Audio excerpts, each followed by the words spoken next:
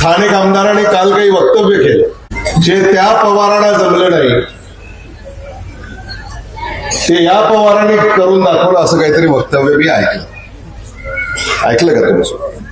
म्हणजे आदरणीय शरद पवार साहेबांबद्दल असं वक्तव्य स्थानिक आमदारांनी करावं हे दुर्दैवी आहे. यांच्याकडनं अपेक्षा काय करायची? यांच्या पक्षाचे अध्यक्ष आदरणीय विलासराव देशमुख साहेबांबद्दल वक्तव्य करतात आणि पक्षाचे आमदार आदरणीय शरद पवार साहेबांबद्दल वक्तव्य करतात. सत्तेचा अहंकार झालाय आणि माझ्यावर टीका केली. मी तर काहीच बोललो नाही अजून.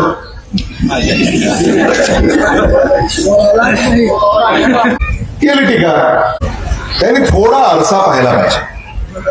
त्यांना 6 वर्ष झाली सार्वजनिक जीवनामध्ये मोजून, आणि आम्ही ज्या नेत्याच्या डावानं मत मागायला इथं आलेले आहोत त्याला 60 वर्ष झालेली आहेत. लातूर जिल्हा परिषदेमध्ये महायुतीनं जे उमेदवार उभे केले ते सारे ठेकेदार आणि कंत्राटदार आहेत. यांचं सूत्रच आहे, पैशात सत्ता, सत्तेत पैसा, पुन्हा पैशात सत्ता. औषधामध्ये काय विकास केला हे आम्ही विचारलं. माझ्या बरोबर गाडीत बसा म्हणाले आणि मी दाखवतो काय विकास केला. खरंय, रस्ते केले असं म्हणतात. त्या रस्त्यांची काय अवस्था आहे याकडे सुद्धा लक्ष दिलं पाहिजे. ते रस्ते तिथंच आहेत का वाहून गेले हेही सांगा.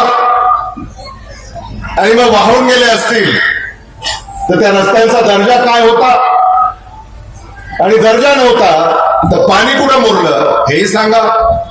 आणि मला त्यांना सांगावं असं वाटतं की आता गाडीत बसायची गरज नाही, कारण जे काही तुम्ही दिवे लावले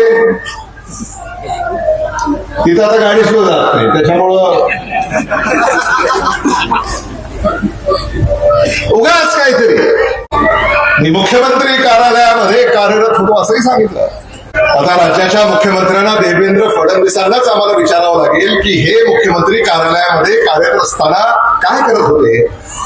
भारतीय जनता पक्षाला असं वाटतं की काँग्रेसनं त्यांच्यावर काहीच बोलू नये, म्हणजे भारतीय जनता पक्ष जे करतंय ते निमूट पुढे बघत बसावं, आणि भारतीय जनता पक्षालाच काँग्रेस पक्षावर बोलण्याचा अधिकार आहे. शिशेल उर्गे म्हणाले भारतीय जनता पक्षाला त्यांचा मूळ कार्यकर्ता उमेदवार म्हणून उभा करता आलेला नाही.